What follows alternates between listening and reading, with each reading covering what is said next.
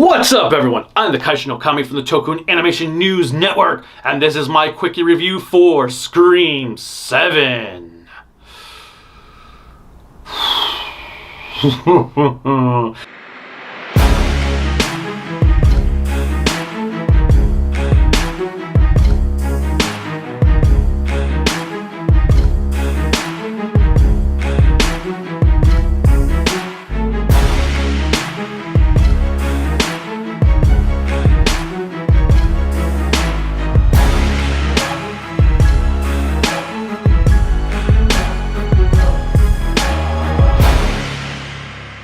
Remember to click like, subscribe, the bell notification, and whatever else YouTube has you clicking on to support us.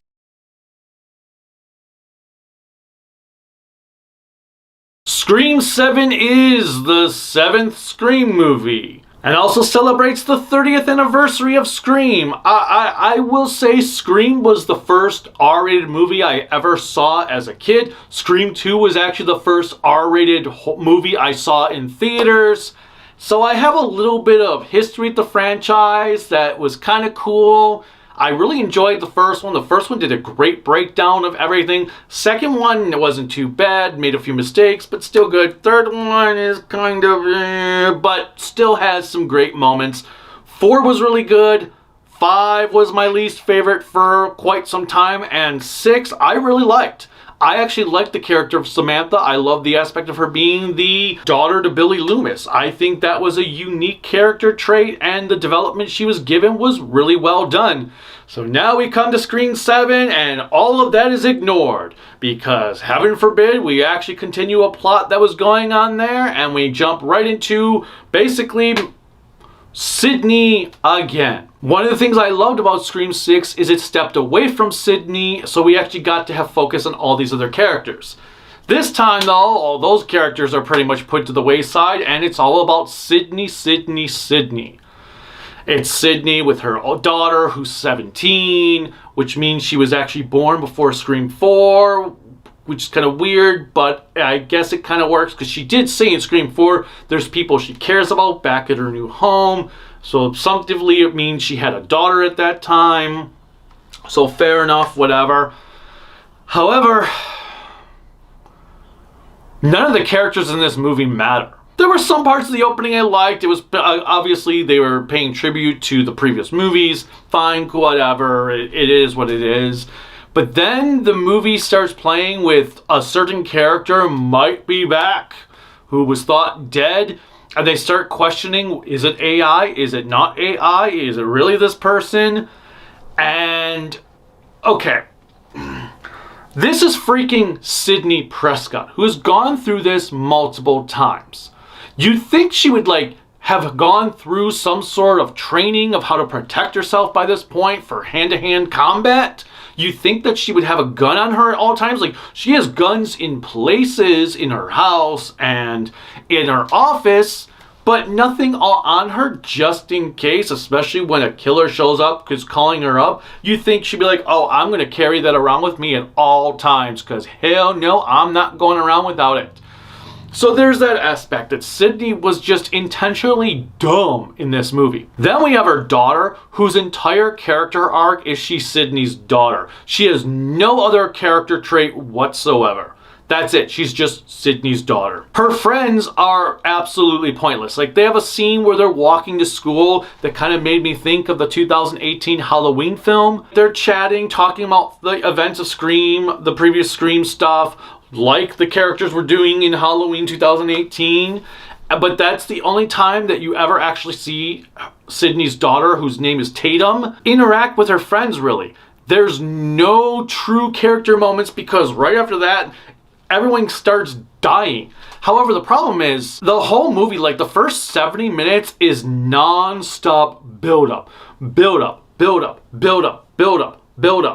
And then the last half hour or 40 minutes, whatever it was, is where all the action occurs. And by that point, you don't care. The movie is boring as all hell. The friends don't even matter. Like, it's playing on the same tropes that the other movies have done, except, as I said, they don't matter. And then we bring in Gale and the twins from the previous two movies who are suddenly working for Gale because they want to be journalists or something for some reason. But I can get that. Like, okay, they've survived 2 of these murder sprees. Maybe they decide, let's be journalists, even though they never talked about it. But if you take those characters out of the movie, all 3 of them, they're absolutely pointless.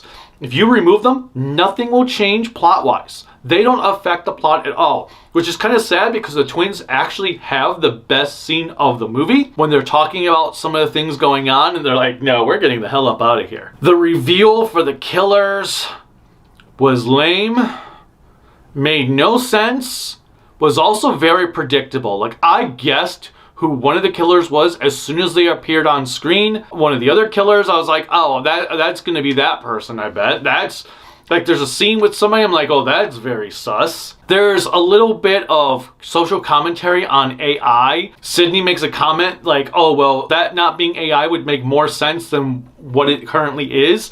And it felt kind of meta because it's so true that if you just took out that whole AI aspect, it still would have sucked, but it would have been better. But the biggest issue is the movie was so freaking boring. I was bored out of my mind for most of the film. Like, oh my God, get to the damn point. For me, it is not only the worst Scream film to date, it is a horrible horror movie. It is on par with the Nightmare on Elm Street remake. I was so freaking bored.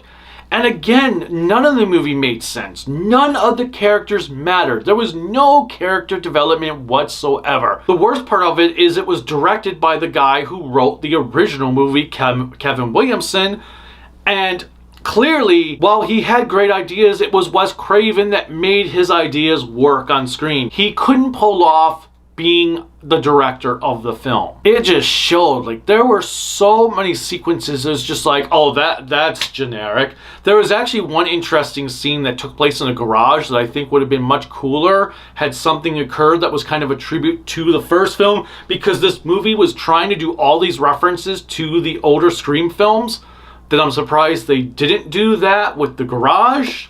Overall, it was not a good movie. I know that there are some people that are just like, oh, it was the greatest movie because it had the most brutal kills. Yeah, it had some brutal kills, but they're not that much better than other movies. Now, I like Scream 6 a lot. I liked the little character arc that was going on in there. Some parts weren't the greatest, but I felt like it did a better tribute to the previous killers from the movies than this one did for the previous killers. And it just felt like this was rehashing too many old ideas. There is a scene in a safe room, and for some reason, Sydney, as I said, she is just like lost her intelligence. She's like, hey, let's go and sneak through the wall to get the hell out of here. Why would you leave when you're in a safe room? The killer can't get in there because that's the whole point of the room. It just made no sense. And Tatum had no personality. The entire movie is just her arguing with her mom most of the time or complaining about her mom, and it just doesn't work. Overall, I am going to give Scream 7 a 3 out of 10. It is not a Scream movie I am ever going to want to rewatch willingly, and it may be the last Scream movie I will even go see in theaters. I am kind of just done with this franchise at this point. I will stick to the first 3 movies, maybe 4, and that is it. I am just so totally done. I like the Scream movies, but I'm not in love with them like I am with other horror franchises where I will watch every installment. And some of those I don't watch every installment. Like, the less I have to watch the Rob Zombie iterations of Halloween, the better. I kind of stopped watching the Friday the 13th movies at Jason Takes Manhattan. We recently did a rewatch of Friday the 13th, and I stopped right there because I'm like, no, I'm not watching Jason X. I'm not watching Jason Goes to Hell. The remake maybe, Freddy vs. Jason maybe, but I am not going on with the other two because they're garbage. Well, I will watch Jason X before I watch Scream 7 again. I might even watch Jason Goes to Hell again before I watch Scream 7 again.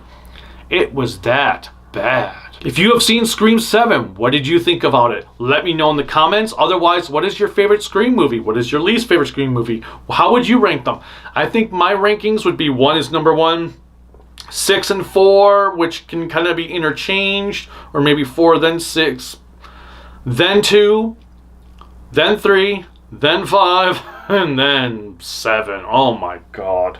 Actually, maybe even the TV series, then 7.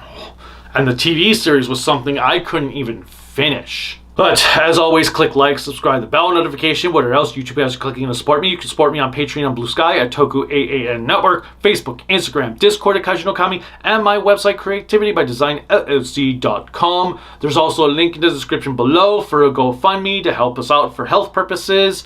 And until next time, bye.